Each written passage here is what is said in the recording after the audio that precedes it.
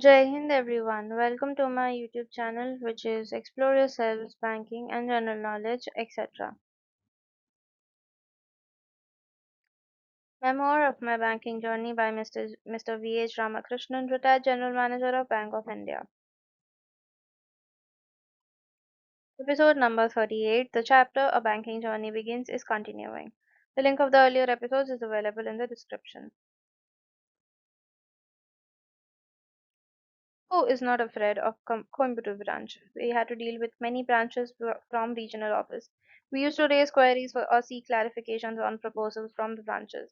We were always careful in raising any query on the proposals emanating from the Coimbatore branch. There were three reasons for that. First, the proposals were prepared so well that there were hardly any scope for raising queries. Second, Mr. P. Muruganathan was in charge of credit and expert in lending. I would rate him as one of the top 10 credit officers of the bank in the 70s and 80s.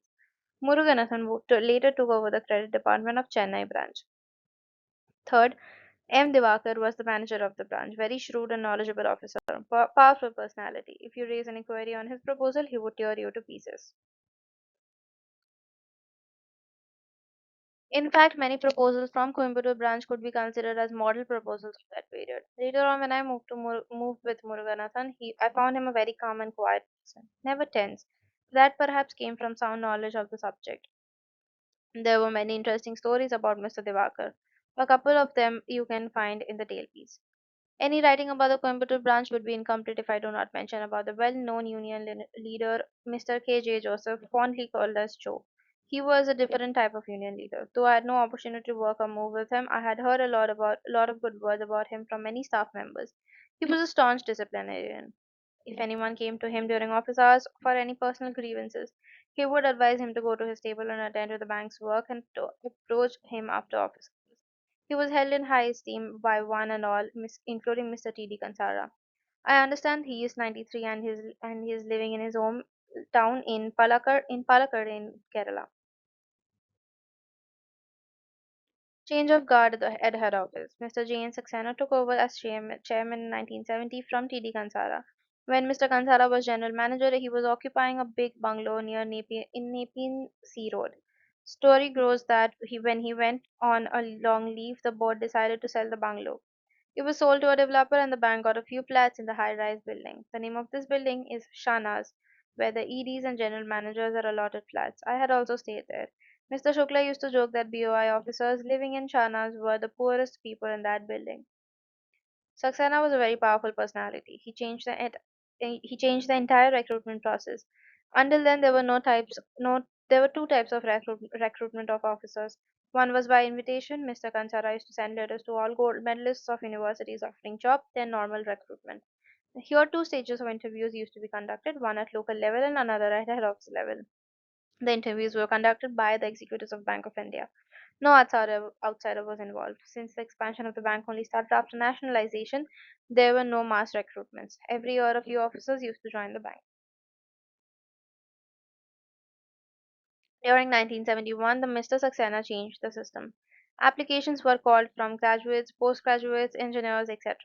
The applicants had to write a 3-hour test. Those who passed appeared for the interview. He constituted an interview committee headed by former chairman of UPSC 1, Mr. Hejmadi. It had three more members. One was a technical expert from an engineering college, Mr. Balsekar, general manager, and the local regional manager. Interviews were held in the metropolitan centers. The selection was purely by merit. The first set selected by this committee joined the bank in 1972. They were known as 1972 batch. Immediately after they were posted to branches, they were put through a 3-week initiation program at the Andheri Training College. They were sent to three branches with a structured schedule of on-the-job training.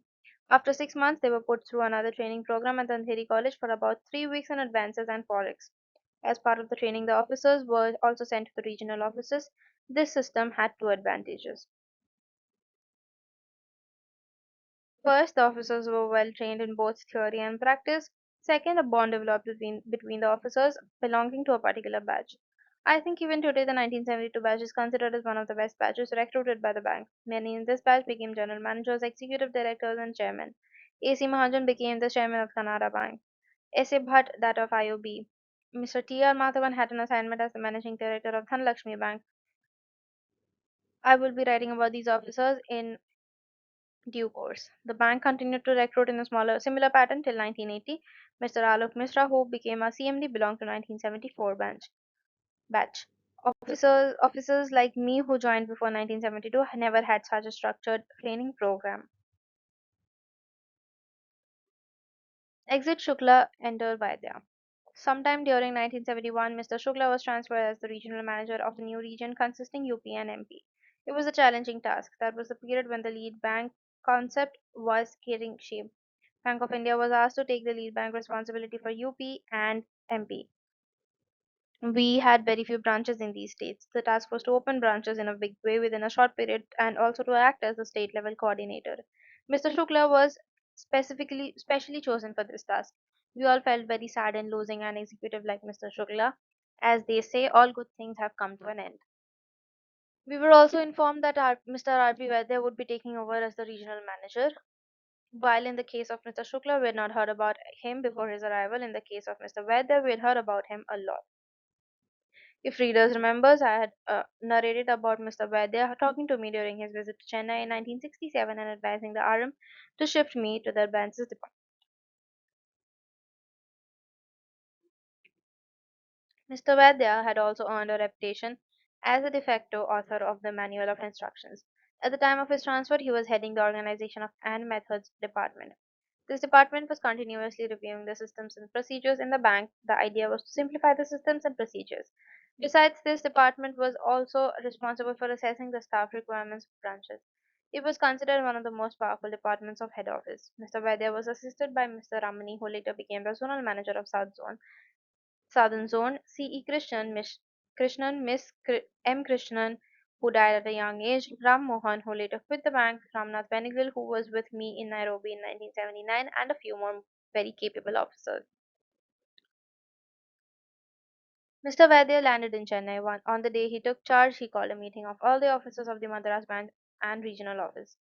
In the evening, Mr. AKR was also present. I think Mr. AKR was still the accountant. Mr. Vaidya spoke to us for about 20 minutes and then told us that we could openly talk about any problem we faced. We had an officer called Hansraj Asher. He was a sincere and hardworking officer. He got carried away by Mr. Vaidya's invitation. He got up and mentioned something about a problem faced by him at Madras branch and suggested a solution. Mr. Vaidya listened to him and offered his views. In fact, we were all surprised a little worried about how AKR would react. Our worries became real the next day. The next morning, sharp at 10 a.m., Hansraj was summoned by AKR and was given a firing which could be called the mother of all firings. The moral of the story is one should never criticize the functioning of a branch in an open forum where your boss is sitting. From a personal point of view, I was lucky to work under Mr. Vaidya. He was my mentor. He had a great role in shaping up my career, especially my foreign postings. In times of distress, I could always seek his help. I was in touch with him till he passed away 3 years back. Even if I did not call him, he would himself call me and talk to me. He felt more than anyone else that I did not become a chairman. He would always end the conversation with the remark, VHR, should have become the chairman. It always touched my heart. Right from day one, we could feel the difference in style of functioning of Mr. Vaidya compared to Mr. Shukla. Mr. Vaidya always used to sit late. He believed in more numbers and analysis. Vaidya's qualities and initiatives cannot be covered in one paragraph. Future chapters will reveal more about that great personality. Tailpiece, I have to once again bring Sundara Gopal for the tailpiece. I had I heard from him. Sundara Gopal was on a personal trip to Coimbatore and visited the branch. He was sitting before an officer. Both of them were having coffee. Mr. Devakar, who was very knowledgeable and smart, had only one drawback. He was absent-minded. He was doing a round of the office and came to the officer who was entertaining Sundara Gopal. The officer introduced Sundaragopal. Mr. Devaka chatted with Sundaragopal about the regional office for a few minutes and then took the cup of coffee kept in front of Sundaragopal, drank it, and walked away. After about half an hour, Sundaragopal went to the cabin of Mr. Devakar just as a courtesy. Mr. Devakar spoke to him for a few minutes and then told him to wait and went out. He came back after 15 minutes and saw Sundaragopal still sitting in his cabin and shouted at him. How many times have I told you that I cannot give you a loan? Why are you wasting my time? Sundaragopal was shocked and then he politely reminded Mr. Devakar that he was a staff member. Mr. Devakar apologized, saying that he mistook him for a borrower. Verification of a family background. Since I have been talking about recruitment, I would like to mention about a peculiar practice prevalent in Bank of India during 60s and 70s. After an officer was selected in the final interview, a verification of family background would be done. A local officer would be assigned this job. You should go and meet the family, see the living conditions, and then report to head office. If there were no adverse comments, the appointment order would be released. I remember doing this for three persons. One was E.S. Mohan. I went to his house. His father was very much interested in plants and flowers and their medicinal values. He spoke to me about hibiscus semborutipu. He also took me to his small garden. Mohan joined the bank. I had mentioned about him in my Nigerian adventures. Anyway, for the sake of new readers, I will briefly mention about him. Mohan was a bright officer. He was also sent for training to London. I met him there. Mr. Wagul, chairman during the 1980, identified him as one of the bright officers of the bank. Mr. Mohan married Maitreyi, staff member, a bright girl. She was also a TV anchor. We all felt they were made for each other couple. When Mr. Wagul became the chairman of ICICI, Mohan also moved to ICICI and later to ICICI Bank. He then went to West Indies, where ICICI had set up a bank in collaboration with local businessmen. I understand that he is back in Chennai. Miss Rama Subramanian was living in Tambaram. Her father had just retired from his service as private secretary to Governor of Maharashtra, Dr. P.V. Cherian. Unfortunately, Mr. Subramanian had lost his eyesight. They were all quite excited about Rama getting a bank job. Later on, Mr. Rama Subramanian became Rama Nagarajan. She always looked like your neighborhood girl. Very simple and intelligent. She retired as DY General Manager. Please see the tailpiece for an interesting anecdote about her. Another candidate whose background I verified was one Arunachalam. His father was a senior technical person in the then famous Eric Laboratories in Chennai. I met his father and sent a good report. But Arunachalam did not join. One day I got a call from him. He informed me that he got an offer from Indian Bank and accepted the same as it was a Chennai based. I wished him all the best. Later on, when I was in Delhi as ZM in the rank of a DGM, I got a call from the zonal manager of Indian Bank and that his general manager, Mr. Arunachalam, was in town and would like to talk to me. We spoke and Miss Arunachalam asked me, "Do you agree that I took a right decision in joining the Indian Bank?" I said, "Yes, you have become a GM in your bank before I could become a GM in my bank." We had a hearty laugh. That this was the situation in those days. Officers in smaller banks got fast promotions compared to big banks. A.T. Selvam was quite junior to many of our GMs when he joined as ED in our bank. He came from IOB. Teen Devian. In 1972, all of a sudden, three lady officers reported for duty one after another within 2 weeks. Yes, at long last, the 1972 batch had arrived. I had mentioned earlier about the number of ladies in Madras branch was very low. So the new arrivals created quite a sensation for the young male staff of the bank. Well, the teen Devian were Vasanta Menon, Kalavati Lakshman, and Vajantimala. No, not that Vajantimala. The first and last came wearing saris, salwar kameez, and that had not become popular in South in 72. Kalavati was wearing a western attire. Many eyebrows were raised. They were all introduced. Our boys were surprised to see Kalavati shaking hands and not doing the traditional namaste. Readers should remember that in conservative Chennai, shaking hands with ladies was very rare. Mrs. Ranjana Kumar had written a book about turning around Indian Bank as its chairperson. Therein, she had devoted 2 pages about the importance of shaking hands and how many were hesitant to shake hands with her in Indian Bank. This was in the year 2000. Vasanta, Keralite, and Vajanti spoke Tamil very well, but Kalavati spoke only in English. So many of us thought she was not from South. Later, we came to know that she was from a Tamil speaking Brahmin family. Vasanantha Menon was very intelligent. She later on got married to one Rajagopalan who was also working in Chennai branch. Rajagopalan later quit Bank of India and joined as an executive in a public sector company. I think it was SAIL. Vasanta changed her name as Vasanta Rajagopalan. That was how she was known to many. She was a career oriented woman, but again, the family circumstances affected her mobility. She retired as DY General Manager. Would have definitely gone up further if she was focusing only on her career. She was basically a strong credit officer. Though she never worked with me in the same department, we met a number of times in different places. Kalavati was a brilliant officer, much misunderstood by others. She had multifarious interests. She was a yellow belt in karate. She attended a conference in Israel at her own cost. Her strength and weakness was she was a staunch disciplinarian. As a manager, she was proactive and very good, could not tolerate any wrongdoing. Her habit of addressing immediate seniors by name and not as sir did not go down well. Another thing, no boss wants to hear about a problem in a branch. If she reported an issue at the branch, the zonal manager would just say that she would have handled it tactfully.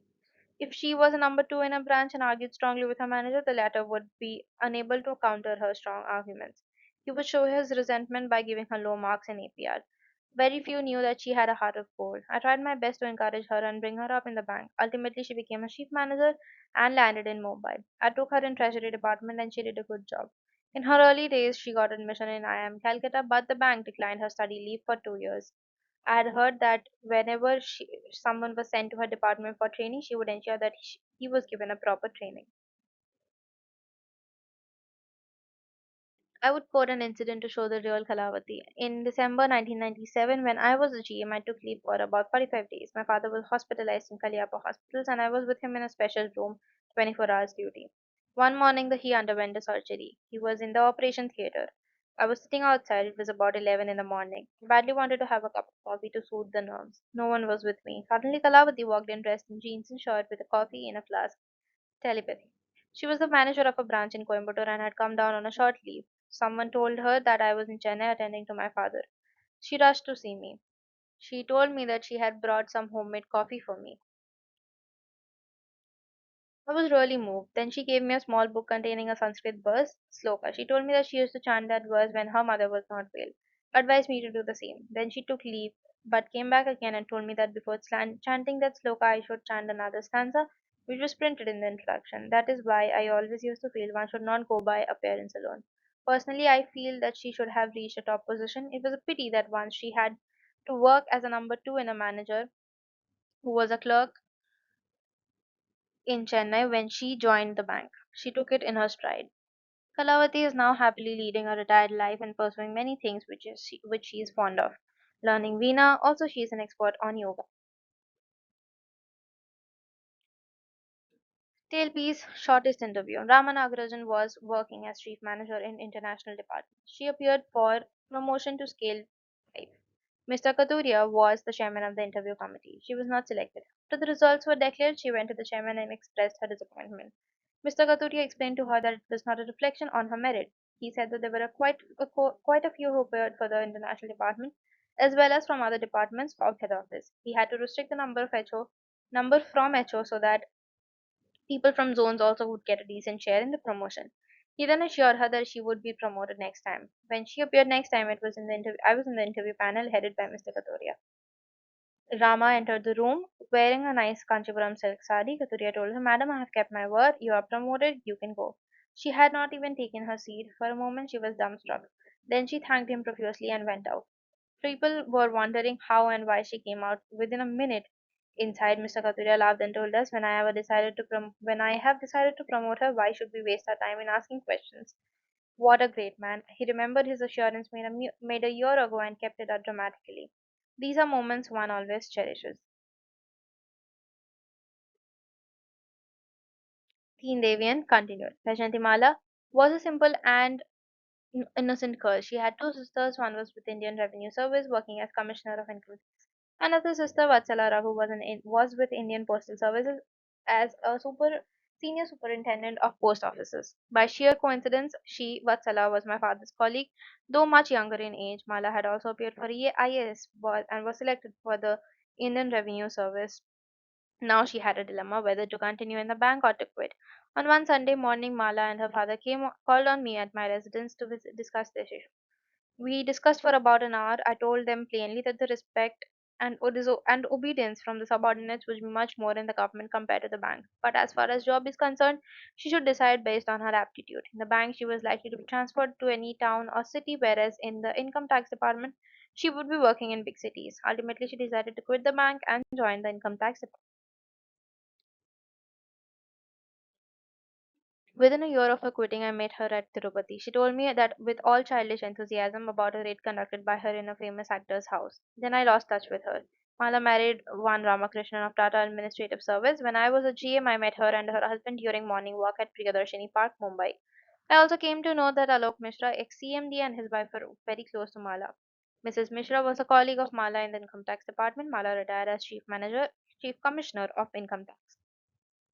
A small observation, Basanta went swimming along the stream. Kalavati was swimming against the stream and had a lot of obstacles. Mala decided to leave the stream. Writing about these ladies, I'm reminded about a book, Lean In, written by Melissa Mayer, CEO of Yahoo. It is an excellent book which deals with the problems faced by women executives. She says that your subordinates are willing to accept firings made by a male executive as natural. But when it comes to female executives, they expect them to treat you in a motherly way. For clarification, I'm told that along with the three ladies, Mr. Devanath also joined in Chennai.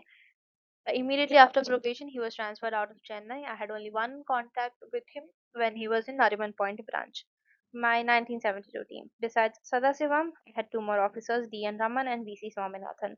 I had briefly mentioned about D.N. Raman earlier. Raman was very meticulous, nothing can escape his eyes. Raman retired as chief manager, though he deserved a much higher position. V.C. Swaminathan was also a technical officer, mechanical engineer. He would always be running around, very customer friendly. Unfortunately, he died at a young age. With Sadasivam as deputy, I had no problem in going on leave for leave or on tour.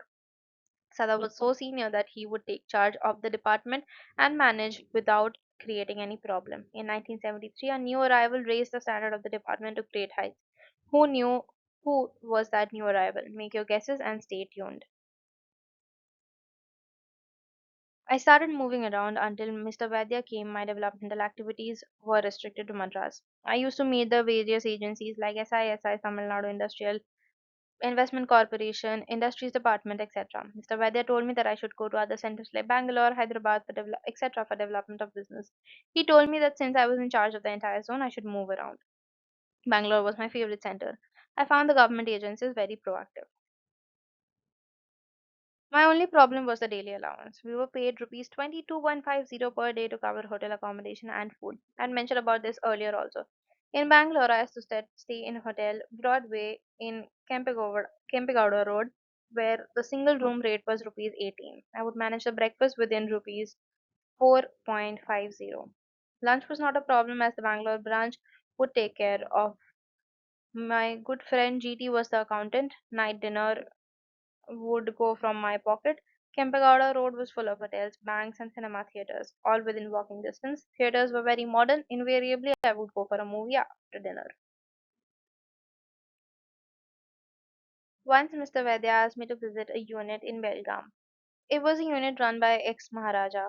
Under advice from head office, it was decided to study the technical feasibility and economic viability of the unit. Head office decided to depute a technical officer, one Mr. Vaidya, and wanted me to join him as the banking officer. We were to prepare a joint report. At that time, Mr. Yadi was the manager of Shahapur Belgaum branch. He was a very nice person, a gentleman to the core. He was senior to me. He also worked in Hong Kong branch. He had booked us in a hotel called Sunman. In fact, I had visited Belgaum earlier to study and formulate a scheme for financing handloom weavers to be assisted by the Shahapur Belgaum branch. At that time also had stayed in Sanman, a very decent hotel with good food. Yadi used to take me out for lunch and dinner, so I was able to manage within my allowance. This time I reached Belgaum the previous night. In the morning I had a plate of idlis and cookies. Veda had arrived in the morning. I went to his room. When I entered his room, I found him having a sumptuous breakfast laid out before him. Fruits, juice, idlis, masala dosa, and coffee. I was taken aback. I asked him straight away, how can you manage such lavish breakfast within 22.50?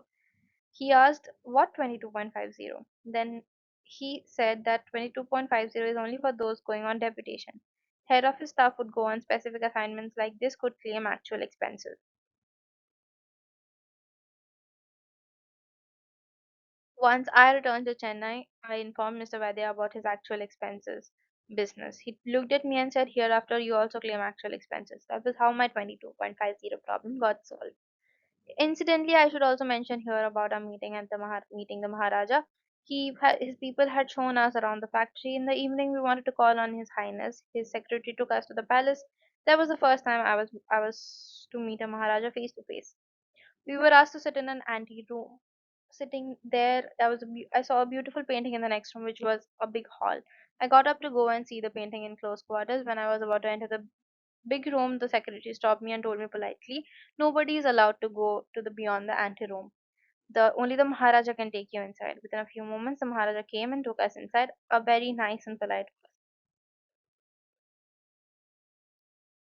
There was no air or train link between Belgaum and Bangalore in those days, so I took a bus to Bangalore. The secretary to the Maharaja also traveled with me in the same bus. We stopped at Hubli for some coffee. Then, with a lot of hesitation, he took out an envelope and told me that it was customary for the Maharaja to give a gift. I politely refused the envelope and told him that in Bank of India we do not accept such gifts. He apologized and put the envelope. Till today, I do not know whether he gave back the envelope to Maharaja or pocketed it. Till peace meeting, the original Vajantimala. I have a vague feeling I have narrated this incident earlier. However, this is the right context in which it should appear. I think I should repeat this for the sake of new readers. When I was studying in college, 1956 to 60, Vajantimala was very popular as a heroine. I was living in Halls Road, Egmore. The museum was very close by. There was also a museum theatre where functions and performances used to be held. It was a beautiful theatre. One day I read in the paper that Vajantimala was to attend a function there. When I reached the theatre, she had already gone in. The theatre was full. There was a huge crowd waiting outside to have a glimpse of Vajantimala. I also stood there for about 10 minutes and then I returned home without seeing her. After my retirement, Mr. Lahodia, about whom I have mentioned in the Nigerian experiences, invited me to his son's wedding at Calcutta. He was very particular that I should attend the function, so I went to Calcutta. His sons studied at Padma Sheshadri School, Chennai. Vijayanthimal's son was their classmate, so at the reception, Vijayanthamala walked in along with her son. A little later, I saw her sitting alone and I sat next to her and chatted with her. I told her about my waiting at the museum theatre and we had a good laugh. She was talking freely about all subjects in typical Brahminical Tamil. She had into politics at that time. Older young Vajantimala is Vajantimala. The chapter A Banking Journey Begins is continuing. Thank you very much for your patience. Please like and share this video and subscribe to my YouTube channel.